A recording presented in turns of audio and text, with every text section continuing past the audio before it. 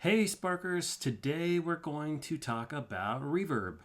So there are 9 different reverb effects included in the Positive Grid Spark amp. We're going to talk about a little bit about how all they work. There's first we're going to cover what reverb is, a little bit about the different types of reverb, and then we'll quickly kind of do a demonstration of all of them. And one of the nice things about reverb, at least when it comes to the way Positive Grid laid them out here, is they all have exactly the same setting adjustments. So we'll only have to go through the settings once, and then we'll just kind of hear the difference between the different pedals. And because of that, what I did was I created a single setting that I applied to every single reverb pedal, and the reason I did that was because you can get a better sense of how different they are between them. So I'll show you here what I did. So I set the level all the way up, and the reason I did that was just so we can kind of hear it, but I set the level all the way up to max at 10, and then I set and I'll go through what these settings are in a second here, but I set all of the other settings, damping, low cut, high cut, right around 5, or exactly at 5, and then I set the time and the dwell to 7.5. And I'll explain why I did that here, but essentially the main reason I made them all the same was so that we can compare them on equal ground. So anyway, reverb is short for reverberation, and so what reverb effectively is reverb happens naturally, where the sound of my voice, for example, bounces off the number of surfaces in this room that I'm in. And reverb basically is the sound that I hear from the bouncing off of those different surfaces when it comes back to my ear. The brain kind of filters this out most of the time, so you hear just the single natural sound source. But reverb itself kind of creates this cool, almost echoey kind of delay type effect. The main reason it's not delay or whatever is because it's usually less than 50-ish milliseconds or so. That's kind of the maximum before it actually becomes more of a delay effect. But because it's 50 milliseconds or less, your brain sort of interprets it a little differently. It kind of sounds like it's attached to the original signal, as opposed to coming after the fact. So, but up to about 50 milliseconds or so, it's kind of considered reverb because it's just the sound that bounces off of multiple surfaces. And people have wanted to duplicate this effect in different scenarios and with different types of sound. And that's actually where we get into the different types of reverb, there's a handful of types. There's Hall reverb, which is kind of essentially it's emulating the sound of what audio will sound like in a sort of a concert hall, right? So a large room where sound can bounce off of surfaces that are pretty far away. So that's kind of what hall reverb is. It's emulating, a large room with a lot of sort of smooth surfaces, and those reverberations can take a little while to get back to the listener, right? So that's kind of hall. And then chamber is a little smaller than a hall. Think of chamber as like maybe a bathroom with a lot of tiles in it. It's a smaller room typically, but there's a lot of smooth surfaces. Think of it like in a hallway or in like a stairwell, that kind of a thing. So you can sort of imagine what things sound like in maybe a shower or in a bathroom, right? A lot of people like to sing that like that because you hear those reverberation effects. And then there's room reverb, and room reverb is pretty much exactly what it sounds like. It's emulating the sound of sounds bouncing off of a small room, right? And usually rectangular or box in shape. And so those are much smaller, and those reverb tails tend to die more quickly because the space is small, right? And so the sound dies a lot faster, as opposed to in a big chamber or hall where they last a little bit longer and the sounds bounce off of multiple surfaces, that sort of a thing. So those are the natural sort of reverb sounds, and you can digitally emulate those. That's what Positive Grid has done with the Spark amp and a number of other modeling software and digital effects for that matter. But then there's also these two particular types of reverb. The first is called plate reverb, and it's actually exactly that. It's a steel plate. And what happens is they built these large pieces of steel that were 3 to 5 or even 6 feet wide or long, and what happens is you send the sound on one side of it, and then you pick up the sound on the other side of that piece of plate. And what happens is those vibrations, as it passes through the metal, create this sort of ambient reverb type of sound. And so that was called plate reverb, and people have been, emulating that digitally ever since they started doing that. So that's plate reverb. It's literally going through a steel plate. And then you have spring reverb, which came out a little bit after plate reverb. And the way spring reverb works is I think it was done by one of the organ manufacturers, maybe Hammond, in the 60s. But the way it works is similar to the plate, except instead of going through a big steel plate, it's going through a spring or set of springs, right? So you can kind of imagine that being much more compact, where a spring has all these coils in it, right? But you're still doing essentially the same thing, where you send the signal through one side of that spring, and then it creates, sort of reverberations as it passes through the spring, and then that's picked up on the other side of the spring. So that's spring reverb. And, again, those have been modeled digitally ever since that was a thing. So now let's get into the different levels. Or settings rather. There's 6 knobs that come with all these reverb pedals.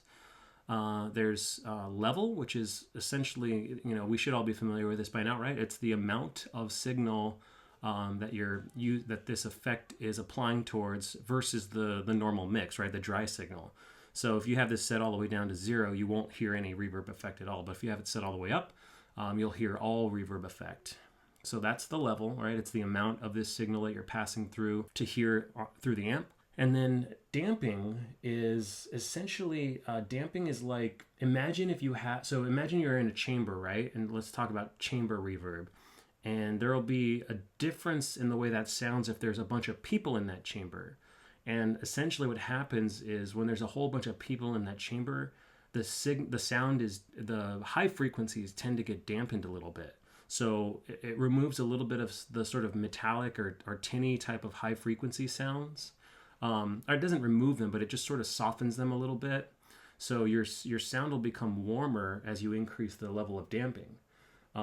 Conversely, if you kind of feel like your sound is maybe a little muddy or a little dark, you can turn the damping down and get a little bit more of those highs. So that's how damping works. And then low cut and high cut are very similar. So low cut essentially is it's gonna, if you have low cut up, the reverberations on the low frequencies are going to be reduced the higher you have that setting. So as you hear those reverb bounces back from those other surfaces, the higher you have the low cut, the less of those lower frequencies you're gonna hear. So all of your lower notes are gonna have less reverberations coming back at you.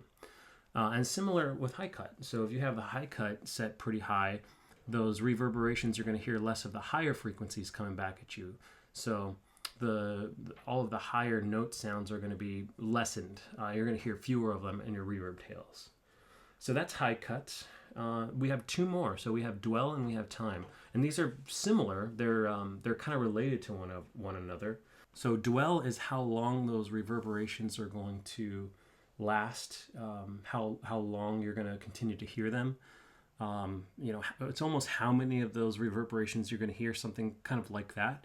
And then time is basically how far away the surfaces are and how long it takes for those reverberations to get back to you as a result of that.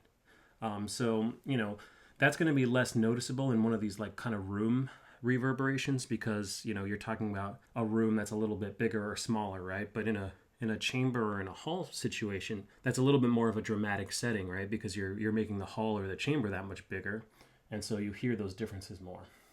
So dwell and time are very much kind of related to one another. They're very similar, but you can use them differently, right? If you want to hear more of the reverberations, but hear them maybe a little bit more quickly, you turn the dwell up. If you want to hear them a little bit more spaced out, you turn the time up and you keep the dwell down, that sort of a thing. So again, what I've done is I've set up a custom configuration for all 9 of these reverb effects, and I've set them all with this same pattern of having the level all the way up. And the reason I did that is just so it's more pronounced and you can kind of hear it in this demonstration a little bit better. Usually in the real world, you're not going to have the level set all the way up because actually reverb tends to be done a little bit more well when you kind of keep it subtle. So most of the time you're not going to have the level all the way up. Now, of course, there's cases where you're going to want that, right? But that's just going to all depend on what sound you're looking for. So I have the level all the way up, and I have the damping, low cut, and high cut again at 5. And the reason I did that was just to keep that equal across all of these pedals, and so you can kind of hear the differences. If you look at these pedals, they have sort of default configurations, right? I'm going to just show you that real quick. Each of these pedals they're going to come with sort of a stock setting. And so, that's just the way the pedals come stock, and, maybe that's kind of tailored more towards typically how these pedals are set up. But again, I used a specific configuration that's the same across all of them just so we can hear the differences. So let's go ahead and get started. All right, so we're going to get started with Room Studio A. This is the first one. This is not necessarily emulated off of a certain reverb pedal, but yeah, here's how it sounds.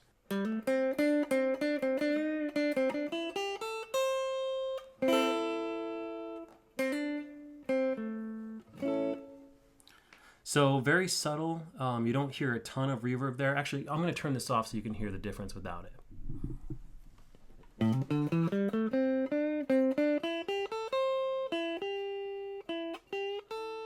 So that's without the reverb, and now I'll turn it back on.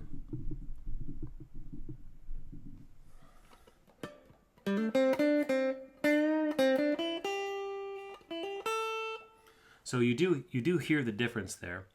And that's emulating more of a natural sound. That's kind of what your ears are more likely to hear in a natural environment. Whereas opposed to without the reverb at all, it almost doesn't sound quite right. So that's the Room Studio A. Next up we'll do number 2, which is the chamber. And again, this one is not emulated off of a certain pedal. But this is going to sound like you're in a a medium-ish chamber in a room where there's a lot of smooth surfaces, a lot of reflective surfaces, that sort of thing. All right, so let's check it out.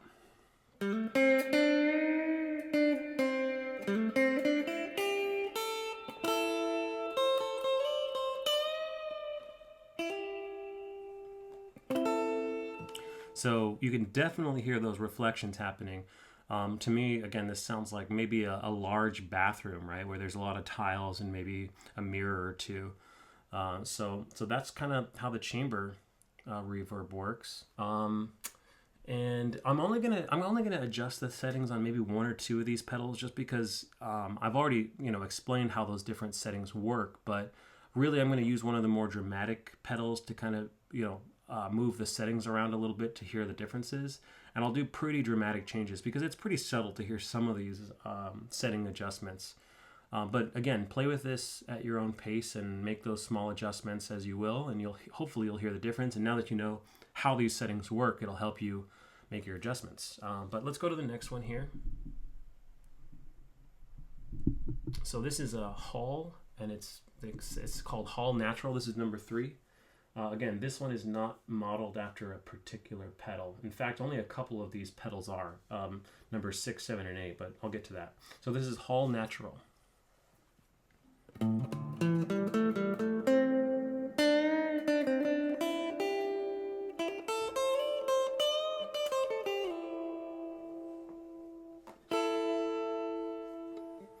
So yeah, you hear those surfaces kind of quite a bit farther away in this situation. Again, the hall is emulating sort of a concert hall, right? A large room where the sound is going to reflect from pretty far away. And if you haven't figured this out by now, you can kind of get a room reverb to sound similar to a chamber, and vice versa if you sort of max out the dwell and the time settings on the room, or minimize those settings on the chamber. You're going to get them kind of in the same ballpark. So that's one thing to keep in mind, right, is that these reverb pedals have a lot of overlap between them. It's just a matter of how much you adjust the different settings. So keep that in mind as you're playing with this. If you're not quite getting the right sound from, let's say, a room reverb, maybe step up to the chamber. And then again, similarly, if you're not quite getting the ambiance or the width or the depth that you need, jump up to the hall, that sort of a thing. So next up is let's take a look. This is number 4. This is the plate short. So this is, if you think of a steel plate, it's a short steel plate. So it's not going to have a huge dramatic amount of reverb on it. So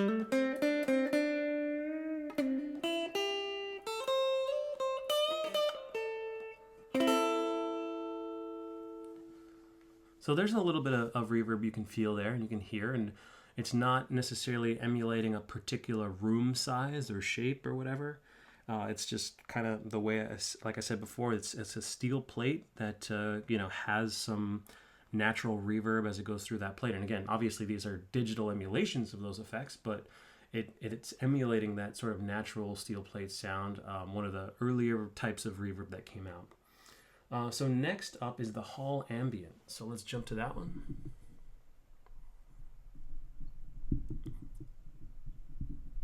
And this one is, again, it's a hall. So you're going to hear a pretty pronounced or dramatic amount of reverb here.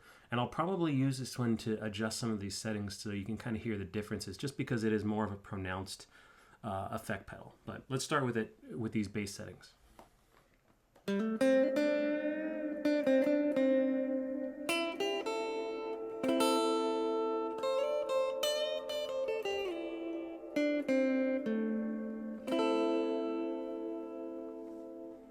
So lots of reverb going on there. Kind of I don't know, maybe Pink Floyd or something like that is what you might think of when you're listening to that. So let's go ahead and adjust some of these settings here. Since this one is pretty pronounced, we'll hear a little bit of the difference. So I'm going to drop this dwell down, and I'll drop the time down. And this will make a pretty remarkable difference. You'll hear a lot less of those reverb tails.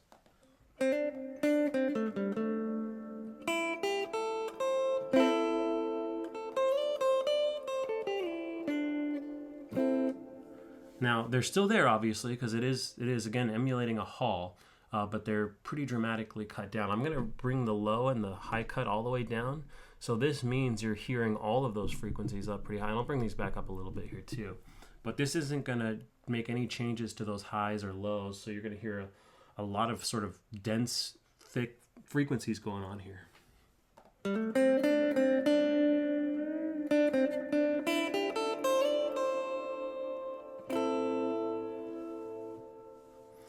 Almost a little bit too thick, right? It's kind of muddy sounding almost, where there's too much sound happening. So I'm going to take these all the way up, and you'll hear a pretty stark difference.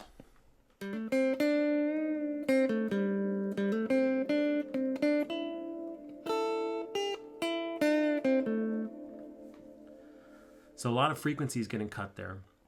This is how, if you know EQ, you're going to know how to adjust these to your liking. But yeah, those are going to adjust the amounts of highs and lows on those reverb tails in particular. And then we'll play with damping here a little bit too. Let's take it all the way up. And again, damping is going to emulate there being a bunch of, sort of bodies in the room that effectively reduce some of those high frequencies. Take it down.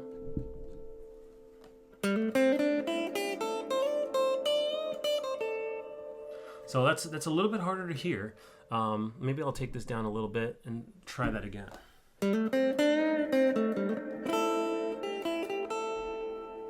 And we'll take the damping up.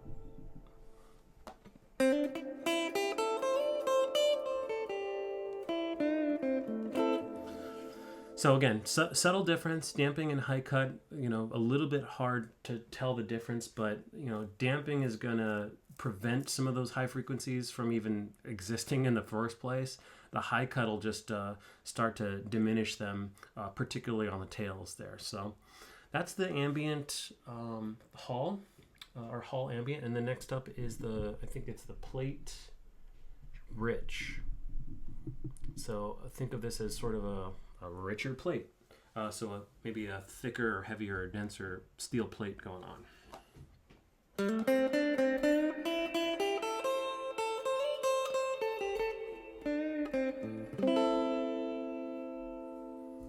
So to me, this one sounds pretty similar to that hall ambient. It's different, right? It's got a different feel to it. Maybe the hall has a little bit more of a sort of natural open sound, where the steel feels a little bit more emulated or digital or something like that, but pretty close, right? So that's the classic plate. or plate rich rather. And this one actually is emulating the EMT 140 plate reverb. So if you want to have a sense of what the real deal sounds like, go check that one out. Again, that's the EMT 140 plate. This next one is the Hall Medium, and this is emulated off of the Holy Grail from Electro Harmonics, the Holy Grail reverb. So this is actually a pretty popular pedal, and it even says Holy Grail right there on the pedal, which is kind of interesting.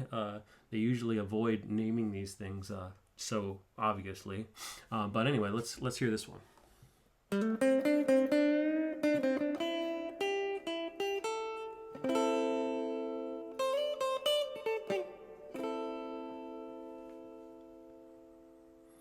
So a little bit more of a natural Hall feel to it there again.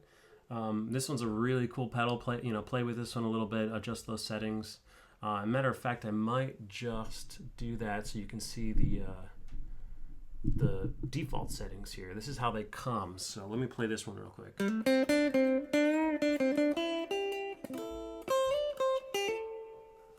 So that's the default settings for this pedal here. So this is a fun pedal to play with. To me, it's a pretty subtle, not too rich, not too thick, not too heavy amount of reverb.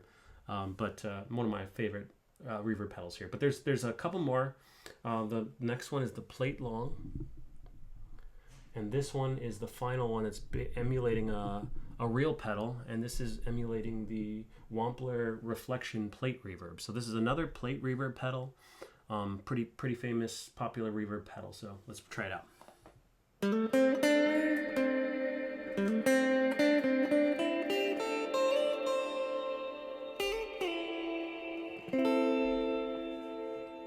So with these particular settings, it's obviously pretty pronounced, pretty dramatic. I'm going to do the default here again real quick just so you can hear and see how they set it out of the gate. So they've got obviously the damping, the low cut, and the high cut tweaked way down. The time and the dwell are pretty close to that 7.5 that I had set up, but let's hear this.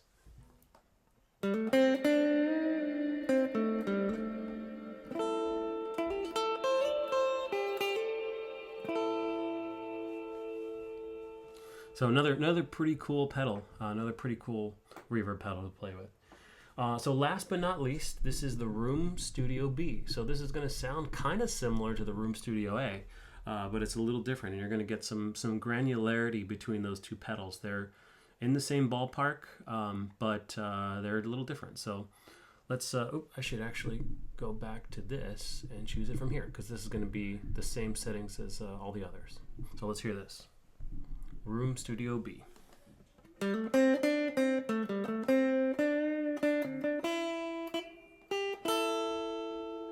So that's pretty, pretty even, pretty subtle. Again, it's emulating a room, studio room, so you're not hearing a ton of dramatic effect there. Let's take a look at the default settings on this guy.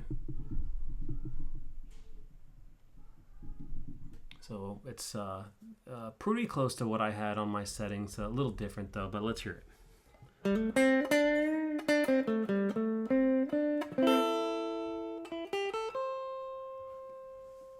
So with these room studio reverbs, I would use these if you're kind of not really looking to have a lot of reverb, or if you don't really want to color the sound too much, but you think maybe your dry sound is missing a little bit of something. Oftentimes you'll find that just turning on one of these more subtle reverb pedals will give you a more natural sound. I'll play this without and with real quick so you hear the difference.